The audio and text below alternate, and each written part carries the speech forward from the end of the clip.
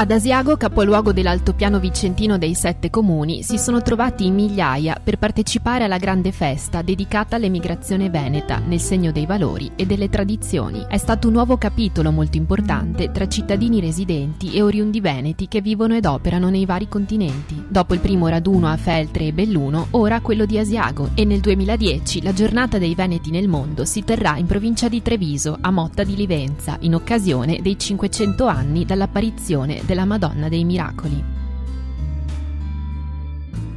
Sono dal Molincatia, sono brasiliana, discendenti di italiani, e è un bel momento di ritrovo, soprattutto per noi che siamo discendenti miliardi di persone nel sud di Brasile, è un'opportunità di conoscere un po' la nostra realtà, un po' dalla nostra storia e ritrovarci qua. Allora io veramente ringrazio la Regione Veneto e l'assessore De Bona per aver scelto Vicenza come seconda edizione di questo grande raduno dei Veneti nel mondo. Vicenza è una provincia che ha dato moltissimo in termini di immigrazione e che è sempre presente anche a livello mondiale con i 42 circoli, sempre cercando una collaborazione anche con gli altri circoli degli enti nel mondo, i trevigiani, i bellunesi, i veronesi. E credo che l'obiettivo di questa festa sia di portare la vicentinità e la trevisinità nel Veneto, nel mondo, che è la cosa più importante. Abbiamo attivato questo progetto con la nostra comunità degli australiani a Melbourne,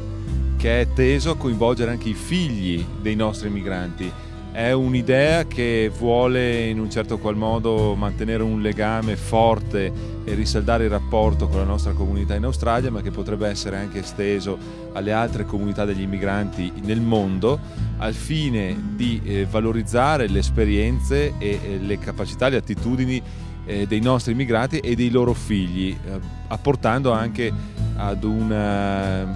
metodo innovativo per poter acquisire scambi di esperienze e compiere nuove esperienze da parte dei nostri giovani e dei giovani figli dei nostri migranti in Italia.